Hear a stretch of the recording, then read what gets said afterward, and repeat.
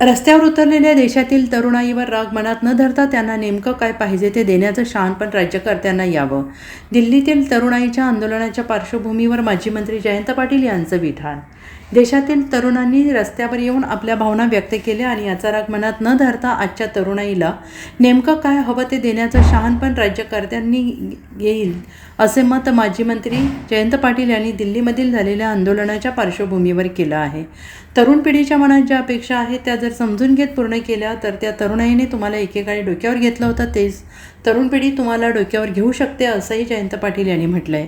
आज देशात आपल्या विरोधात विचार व्यक्त करणाऱ्यांना शोधून काढण्याचे महान कार्य काही लोक करत आहेत आणि हे करताना हा माणूस आपल्या विरोधी का बोलतो याचा विचार सहजासहजी करायला कोणी तयार नाही. शेवटी आपल्या भावना व्यक्त कशा करायच्या त्या पिढीचा प्रश्न आहे. पण आजच्या तरुणांनी विद्यार्थ्यांनी भावना व्यक्त केल्यावर आपण घरातलं मूल एखादं जर रुसलं तर त्याचे आईवडील मुलाला टोकाच्या भाषेत न बोलता आईवडील त्याला जवळ घेतात, त्याला आपुलकीनं वागवतात आणि आपले विचार त्याच्यावर प्रभावित करण्याचा प्रयत्न करतात जेणेकरून आईवडिलांच्या दृष्टीने त्यांच्यात आवश्यक असणाऱ्या सुधारणा झाल्या पाहिजेत हा त्यांचा प्रयत्न असतो. त्यामुळे आजच्या तरुणाईने या भावना व्यक्त केल्या त्यावर चिडून न जाता त्या भावना आपुलकीनं समजून घेण्याचा प्रयत्न या देशात झाला पाहिजे असं जयंत पाटील यांनी म्हटलेलं आहे. आनंद आहे. विचाराची देवाणघेवाण, खुलेपणाने मांडलेले विचार, स्पष्टपणाने आपल्या भावना व्यक्त करण्याच्या पद्धती या सगळ्यांचीच गती मागच्या काही वर्षात थांबलेली होती. आजही विचार व्यक्त करणाऱ्यांना हुडकून हुडकून मागच्या पास्ट हिस्ट्री बघून तपासून त्यांना हुडकण्याचं कार्य, महान कार्य काही लोक करतात. पण हा माणूस आपल्या विरोधी बोलतोय, तो का बोलतोय याचा विचार सहजासहजी करायला कोणी तयार नाही. नव्या पिढीनं आपल्या भावना व्यक्त कशा करायच्या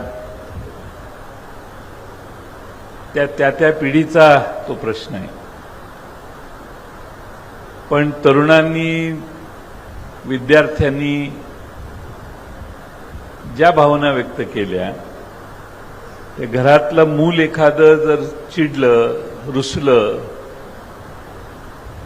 आई वडिलांना टोकाच्या भाषेने बोललं तरी आई वडील त्याला जवळ घेतात, त्याला आपुलकीने वागवतात आणि आपल्या विचार त्याच्यावर प्रभावित करण्याचा प्रयत्न करतात जेणेकरून आई वडिलांच्या दृष्टीने त्याच्यात आवश्यक असणाऱ्या सुधारणा होतील.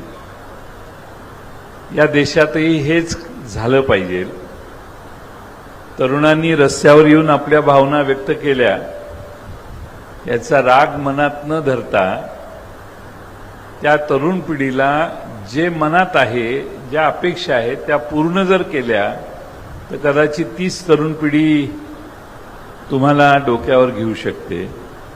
एकेकाळी घेतलेलं होतं आणि म्हणून एखाद्याने आपल्या भावना व्यक्त केल्या तर व्यक्त झालेल्या भावनेवर न चिडता त्याचं पृथक्करण करून त्यातनं काय नक्की पाहिजे यांना हे देण्याचा प्रयत्न राज्यकर्त्यांनी करायचा असतो.